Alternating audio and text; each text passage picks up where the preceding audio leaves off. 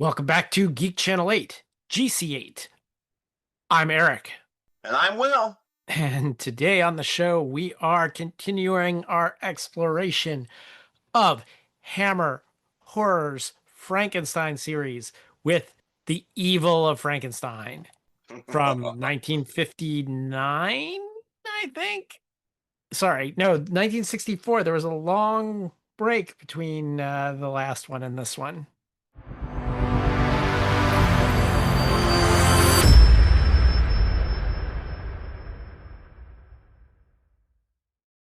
Any news from the garden or anything?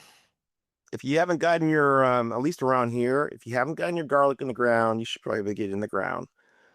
It does want to be, you don't want it too soon because you don't want to get high. You don't want it to grow too much, get hurt over winter. But I think this is the time. It's about to be possibly snowing soon. Even then, might not be too late. But I'm only going about what I've heard, I've read. And I'm saying this because I still haven't gotten mine in the ground.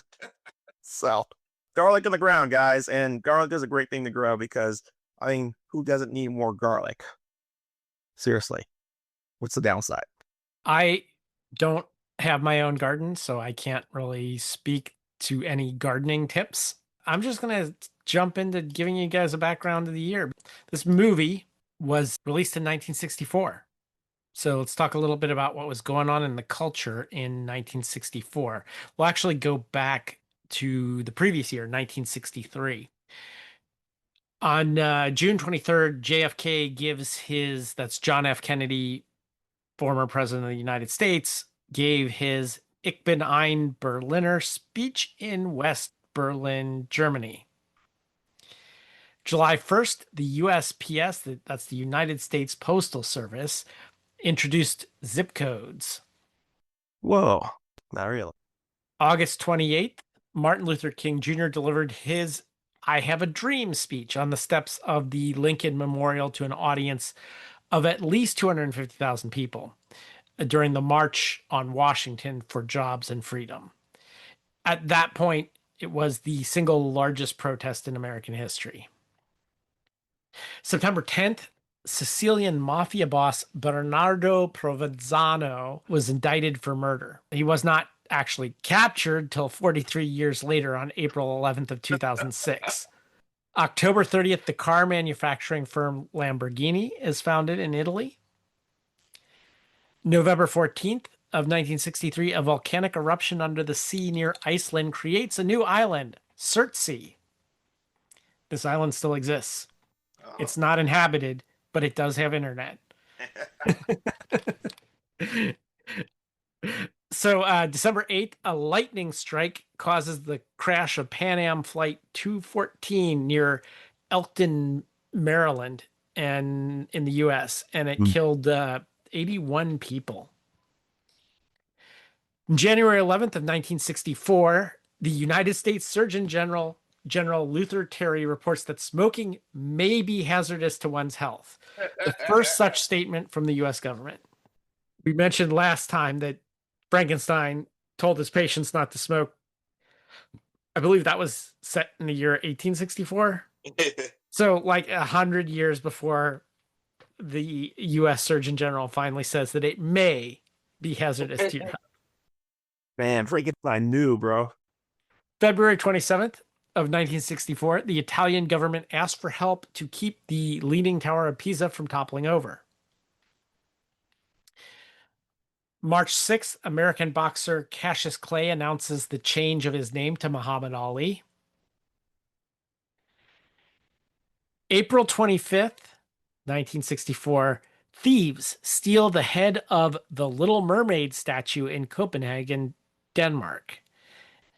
The attack is attributed to Jørgen Nash. The Danish media blamed painter Henrik Brun, who never confessed to the crime. I mean, that like a drunken frat boy thing here in the States, but Yeah. On May 8th, the Evil of Frankenstein is released in the US, and then on May 31st, it was released in the UK. So the screenplay was by Anthony Hines under the pseudonym John Elder, and it was based on a story synopsis that Peter Bryan submitted in May of 1958 for Hammer's aborted Tales of Frankenstein TV series they tried to do. Oh, interesting.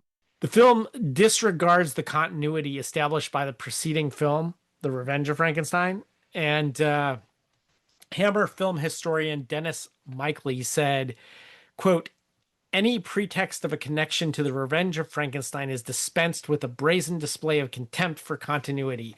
A flashback creates a prior history that is wholly unrelated to the last Sangster script and is instead plundered from Universal's Frankenstein Meets the Wolfman.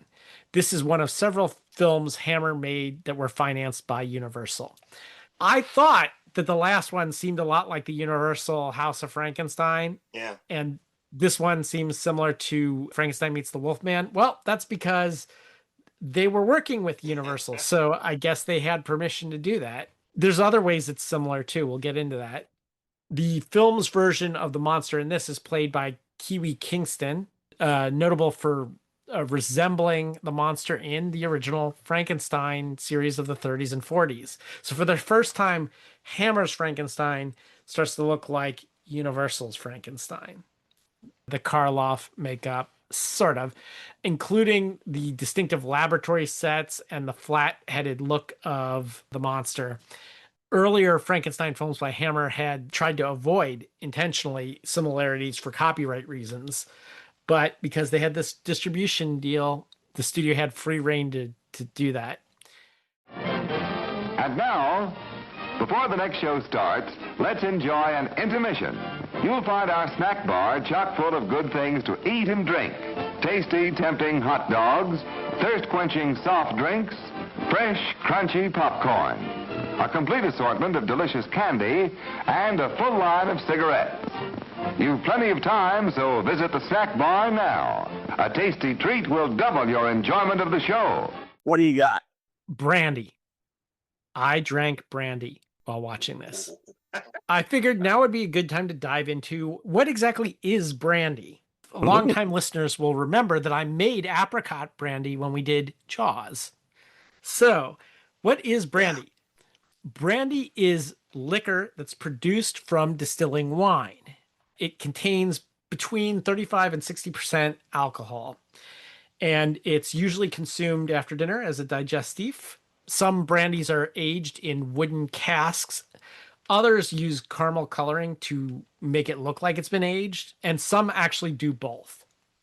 The term brandy has been expanded to also denote liquors that are obtained from the distillation of pomace, sometimes called pomace brandy, or the mash or wine of any other fruit. These products are also known as eau de vie, I believe is how you say it, which is in French, water of life. As described in the 1728 edition of Cyclopedia, the following method was used to distill brandy. Okay. A cucurbit, you know what that is? Yeah, it's the freaking The big glass thing that you see in all the Frankenstein movies that like has the big thing that goes down to the smaller jar, you know?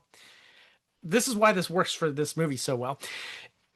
It's half full of the liquor from which the brandy is to be drawn, and then this is a direct quote, raised with a little fire until about 1/6 part was distilled, or until that which falls into the receiver was entirely flammable. This liquid distilled only once was called the spirit of wine or brandy. Purified by another distillation or several more, this was called spirit of wine rectified. The second distillation was made in a balneo maria, which I don't know what that is, and in a glass cucurbit, and the liquor was distilled to about 1/2 the quantity. This was further rectified as long as the operator thought it necessary to produce brandy. Wow. So that's from a description from the early 1700s. Why did they do this? They did this to preserve wine for long sea voyages and stuff like that and make it easier to transport. The idea was that they would distill it and then add water to the distillation to make it back into wine. That was the idea, Yeah. right? Some people believe that it was also done to lessen the tax because you're Uh, distilling it down to a smaller amount. But then it was discovered that like this stuff and that was stored in wooden casks was like actually better than the original like wine it was made from, right? So they're like, okay, mm. what they do is they take a small amount of it and then they'd ignite it to test the purity of the rectified spirit or of wine. And the liquor was deemed good if a fire consumed the entire contents without leaving any impurities behind. Nice. Another supposedly better test involved putting a little gunpowder in the bottom of the spirit. And the liquor was considered good if the gunpowder could ignite after the spirit was consumed by fire. Wow. This is how we get the term proof to describe alcohol content. Wow. Wow. Okay. Huh. So okay, here's the thing. This is, I'm assuming all of this comes before whiskey. I'm pretty sure wine became before beer. Uh yeah, I mean, this is your wheelhouse. Actually, beer came before wine, but the spread of wine across the European continent probably exceeded or predated beer a lot of times. But beer Okay. actually goes back to Mesopotamia, so it goes Uh pretty far back, Pretty far know. back. Okay, this is a weird question, but Applejack, right? The freeze Mhm. how you can make hard liquor Yeah. from yeah. So I'm like, at some point somebody probably did that with brandy. They probably made brandy that way. Applejack is a type of brandy, Okay, there you go. although it isn't distilled in the traditional sense. It's jacked. That's literally what they call it, jacking it. Ja- It's jacked by putting it out they'd leave it out in the cold in the winter and then skim the ice off of it. Yeah. And that's how they would Nice. distill it. Most brandies have been distilled from grapes, and the regions of the world that produce excellent brandies have coincided with those that produce grapes for wine. So Mhm. at the end of the 19th century, Western European markets, including their colonies, were dominated by French and Spanish brandies. And Eastern Europe was dominated by brandies from the Black Sea area, Armenia, Georgia, Crimea, Bulgaria. Brandies traditionally served at room temperature from a brandy snifter or a wine glass or a tulip glass, which is what I used because I don't have brandy snifters. I'm a little surprised actually. The idea is to warm it in your hand. Mm. So unlike a lot of stemware, like champagne flutes or whatever, where the whole point of a martini is a great example. The whole point is you're putting it in stemware to hold it by the stem so that you don't get it, so it stays cold, right? Yeah. Brandy's the opposite. You want to warm it in your hand. So it's getting gently heated and warmed up by your hand. That's what causes the aroma and makes it taste better, supposedly. It's in a lot of warm drinks too, right? So, Mm. a hot brandy was always like, Oh yeah. a tonic. Some people will actually warm the glass before it's poured into the glass. Is a brandy Alexander one of those warm drinks, or is that something No, different? that's made with ice cream, Oh, that's why I know it. but it's great. So, in the 19th century, like when our film takes place, brandy was often used as medical treatment. So a doctor would have a bunch of this around because it had stimulating qualities. You'll see this in a lot of old stuff. It's like, oh, give him a brandy. It's like it was also used by explorers, especially if they were exploring, tropical areas like India or Africa. It's like, let's have moderate doses to help cope with fever or depression or stress or whatever it was, It's for whatever ails you. whatever ails you. It's like, oh, brandy will fix it. um this fell out of favor in the 20th century. Wait a second. Wait a second. What about the Saint Bernard dogs with is that a cask of brandy around their neck? Yes, it is. So the term brandy is a shortening of the archaic English brandywine or brandy wine. So in general colloquial usage, I mentioned it can be other things other than grapes, and that's still called a brandy. If it comes from a particular fruit other than grapes or the must of that, it is usually called a fruit brandy or a fruit spirit. And it's usually named after whatever the fruit is, like apricot brandy, peach brandy, whatever. Now, wait a second. When you did your apricot brandy, I think that you were doing an infusion then, weren't you? Yes, I was because I didn't. I one, it's illegal, and two, I don't have a still, so I had to use a Yes. vodka Eric base. definitely does not have a still. Nope. He does not have one. The four most common types of brandy you'll see, and this is usually labeled on the label under the brand name. The categories are VS, which stands for very special, or sometimes it has 3 stars. It designates a blend which is the youngest brandy. It's been stored for 2 years in a cask. VSOP stands for very superior old pale. It's sometimes called reserve, and it's got 5 stars. And it usually is a blend in which the youngest brandy is stored for at least 4 years in a cask. XO, this is the kind I had while watching this movie. Ooh. An XO brandy stands for extra old or Napoleon. It's a blend in which the youngest brandy is stored for at least 6 years.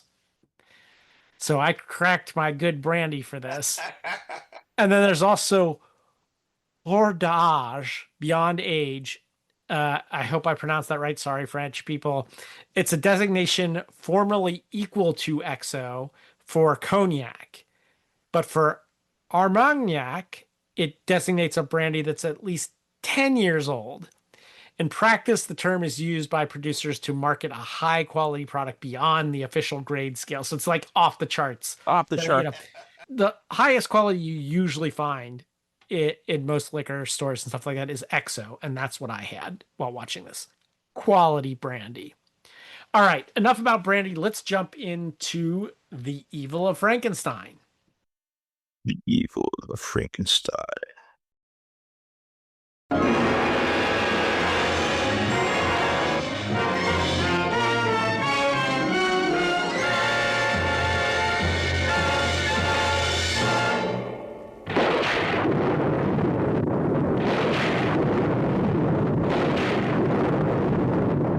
You are interrupting my work. Your work. The work of the devil. Hands, please, Father. You can no.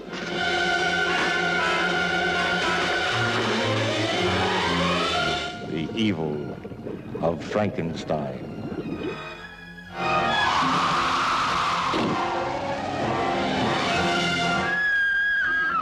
The evil of a man who created a monster by crude surgery and harnessed the tempestuous forces of nature to give it life. The evil of Frankenstein unleashed a monster that terrorized a whole community.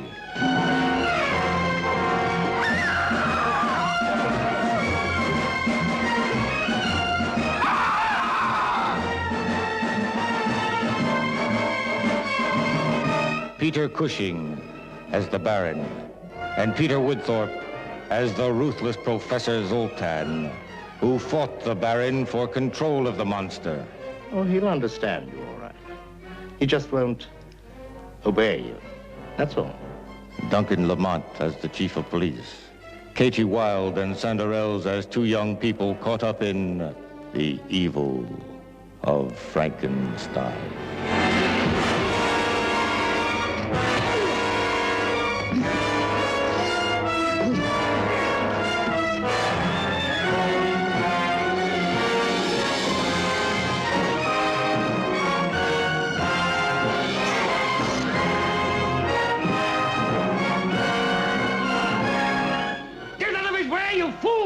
Go back and kill him.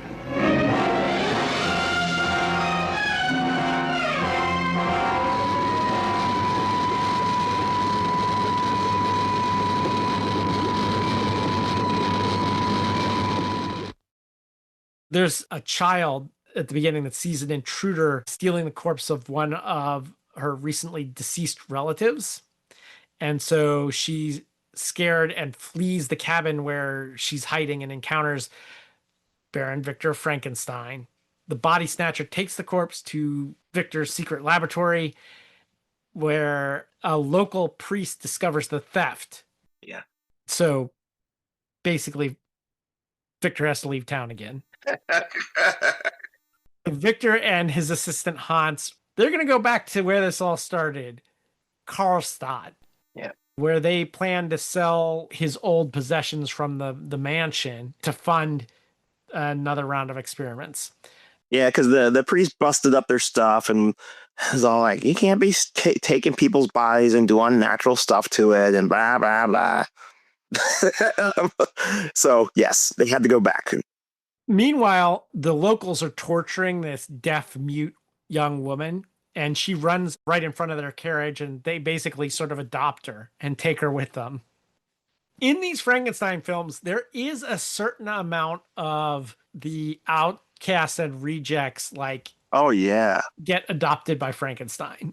So he does have that going for him. And they don't mistreat her or anything, really. Nope. They treat her pretty good.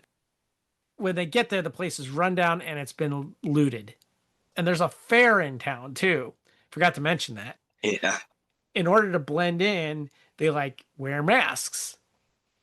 At the local pub, Victor notices that the burgomaster has his ring on. Now he figures that, okay, this is what happened. So he basically explodes and blows his own cover, more or less. So they have to flee again, and they hide in the tent of this hypnotist named Zoltan. Yes. Zoltan himself does not have a good history with the police. They're after him as well. And so he covers their escape. So they go back to the mansion or the castle. And that evening, Victor and Hans break into the burgomaster's apartments and retrieve the valuables. But the police show up and they once more encounter Rena, the deaf mute, as she leads them to a cave to shelter in because it's about to storm. Even though it looks like a bright, sunny day, and of course, as soon as they get in there, there's a storm. So, yeah, I just want to point out that this time around, our doctor is not. He is always going off. He first is like, well, they're not gonna remember me, and then he's like, oh, good, there's a fair, I'll cover my face, whatever, and then he goes off, and he's kind of a little too cocky, and his assistant's like, this is a bad idea, but he follows him. He's very loyal. Oh yeah. So anyway, they were taking shelter in the mountains in this tunnel or cave, right? Yeah, this is where we go straight to stealing stuff right out of the Universal horror series, Frankenstein meets the Wolfman and stuff like that. They find in the back of the cave, frozen in ice, the original creature. And so they build a fire to melt the ice and let the creature out. Yeah, they tied all this in by flashback of what happened the first time, right? They were like, okay, so we need to have this tie-in. So they did a flashback of the original creature and all the stuff that happened with him and him getting run out of town. So they could start over from this point, basically. Yes. They take it back to the chateau and try to bring it back to life. But the creature's brain is unresponsive. Like he runs a candle under the hand, everything. And so they got to basically jumpstart the brain. And they think the way to do that is to use the hypnotist, Zoltan.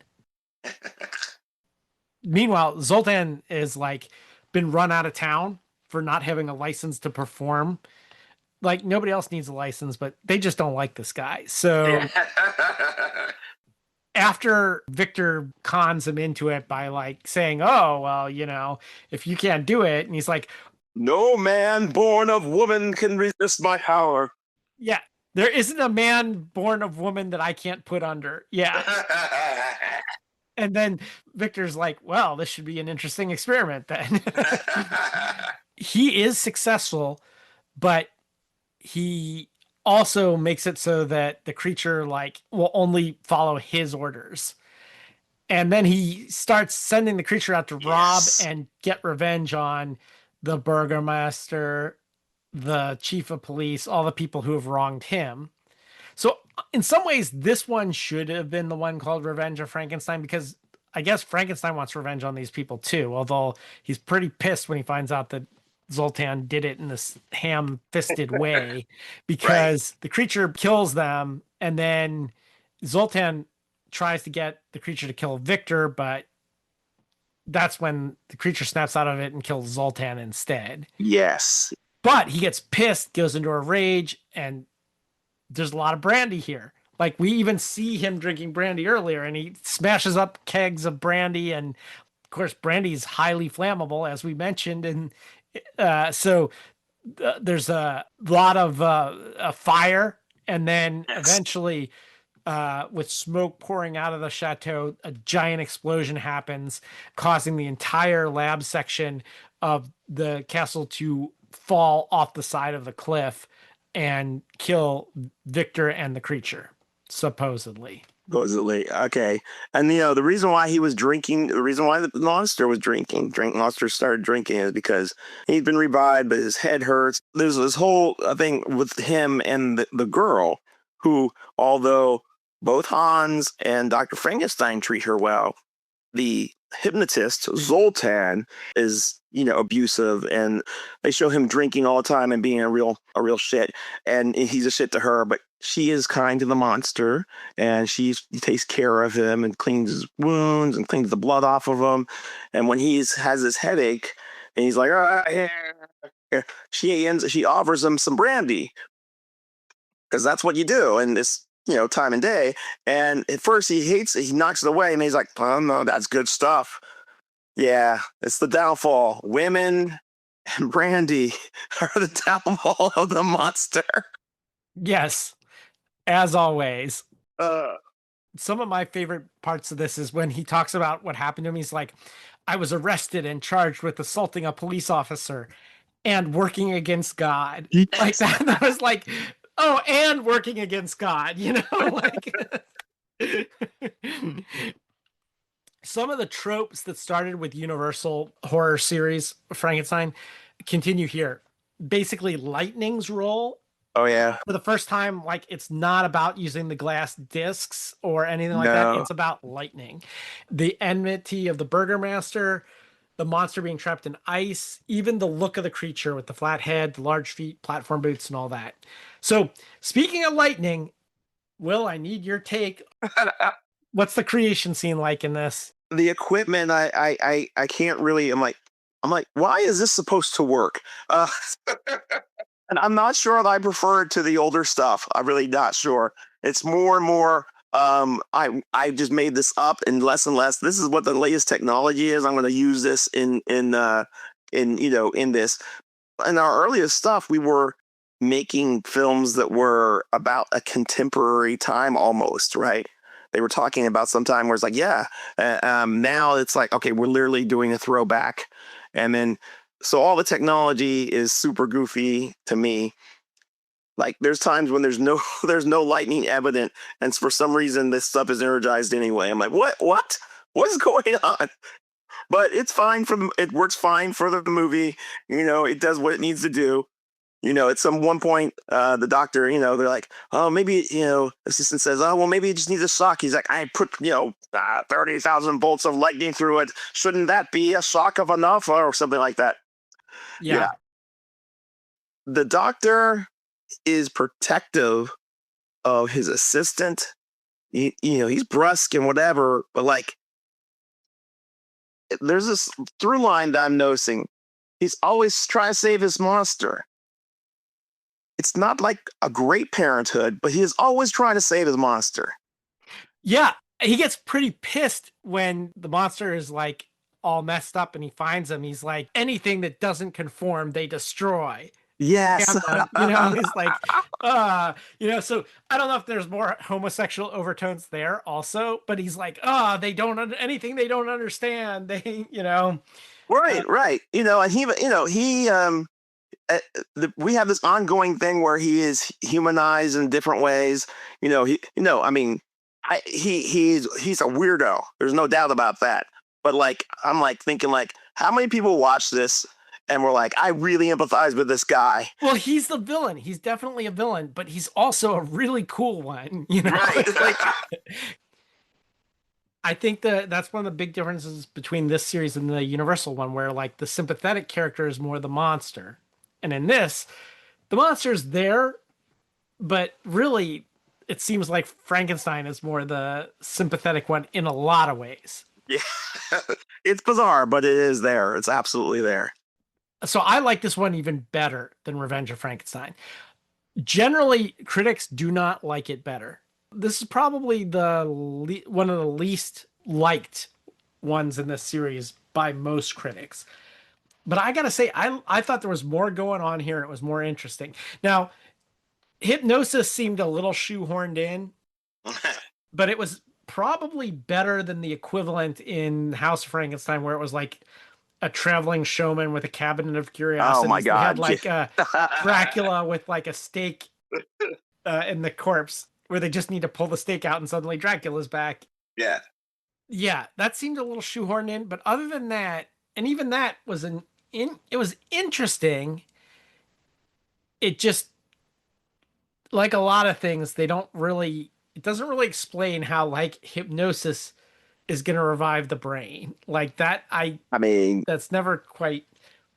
okay, so look, this is one of those things that you already know this, and I'm sure most of our audience knows this too. The technology is not important. It's so much as it's a hook for the storytelling. It's the reason why Asimov never bothered to update from positronic brains when he talked about his robots, because it didn't matter. It was not the point that, oh, how did this actually come about? But it did come about, and how do humans react to it? So in the same way, what we have here, for instance, with the hypnosis is we have essentially, I need this guy to help bring to wake up my child. And then he hijacks and uses him for evil when I'm trying to take care of him. Okay. So that's the dynamic we're getting. We get this evil mind controlling hypnosis, which makes Dr. Frankenstein seem almost benevolent by comparison. And then, of course, even the hypnosis, he sends him to do revenge, but he's like, oh, I didn't mean you to kill anybody. It's like, well, later on, you do try to get him to kill Frankenstein. So, it's the dynamics that these things create that are more important than, the realism of the technology, or why, even if it necessarily makes sense. You got a MacGuffin. And what I like about this one is, unlike where we have, like, we're going to shoehorn in a Wolfman, we're going to shoehorn in ultimately were used up almost like nothing, right? They were all like extra, it's like, okay, we got that one in, now move on to the next one. Instead, this guy was significant. He led to the downfall. Though, let's face it, in this episode, I am going to call it that, our doctor was really flying close to the sun. He just was so desperate to get back in the saddle and get started again that he kind of played it fast and loose. And I'm glad you mentioned that they basically discarded continuity, because I'm like, bro, you just, you keep on escaping death, and then you're just tempting death, and it's like, okay, so they kind of, a little bit. But yeah, that whole thing with the hypnosis, I think it introduced a great alternative to the Doctor. As a matter of fact, he uses the monster, or hypnosis uses the monster in the way that the Doctor has in previous things to do his dirty work. But that's not what this Doctor's doing now. Yeah. This Frankenstein is not doing that. Yep. I really like this. I think that the makeup effects could have been a little bit better. Yeah, they were very paper mache. Yeah, it was very paper mache looking, and that could have been done better. But other than that, I think story-wise, this one had more tension and action, I think, than the previous one. So I gave it thumbs up. Okay, well, I'm giving it a thumbs up in context. I don't think standing alone, I would have been really nah. Well, I'm very invested in I don't know, these archetypes, the doctor, the the handsome assistant, the Are you monster. saying you're invested in the cereal? I In think this? that's what it is. And when you said that, oh, this was originally, this one wasn't it, you said it was originally written as a story for a Frankenstein serial, right? That was going to be ongoing or TV tell. series. Yeah. Yeah, This is the reason why it doesn't follow the continuity. Yeah. yeah. Well, I mean, I could see it. It's like, so how does this go? Well, it's like, well, every week they go to a new town, set up, get into trouble, and then they have to leave because it doesn't work out. I mean, it's very classic from. Younger people might not understand. Television was not very complex, or Incredible Hulk, man. yeah, no, it was Or that Kung was the Fu. Kung storyline. Fu. Yeah. Kung Fu, or what The was it? A Team. How gun will travel. Yeah, it had all the bones for that, and I would have eaten that up, man. I would have been like, yes, what's the doctor doing this week? You know? Yeah. Yeah, exactly. Like if I was 7, yeah, I'd be like, oh yeah, I'm gonna watch Frankenstein every single week, you You know? would get a monster of the week, and I mean, it would be really, yeah. I mean, just have a lot right there. So I don't know why they scrapped it. It'd be interesting to figure out. Like, my guess is they just couldn't, like, no one wanted to buy it. I don't know. I don't know if they could afford the actors. I'm not really sure.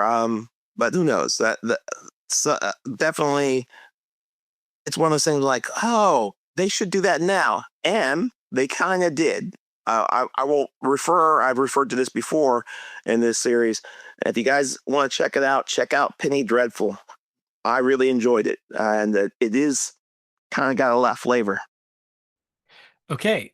With that, we will wrap it up here. If you like the program, please rate, review, subscribe, all those things. Give us a good rating, but more importantly, just tell 2 people. Tell 2 people about the show. Get them to download it also, and hopefully they'll like it. 2 people who are into this kind of thing. Other than that, if you want to reach us, we are on Facebook. Just look for the Geek Channel 8 fan group. We release there first, usually. And then we come out every date with Nate. So the 8th, the 18th, and the 28th of each month. You can also send us an email. We're GC8podcast, letter G, letter C, number 8 podcast at gmail.com. Until next time, this is Eric. Hey, and this is Will. Signing off.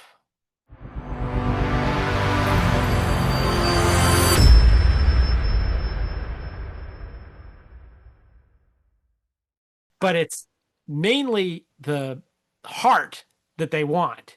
That's the one that has the best aroma and flavor, supposedly.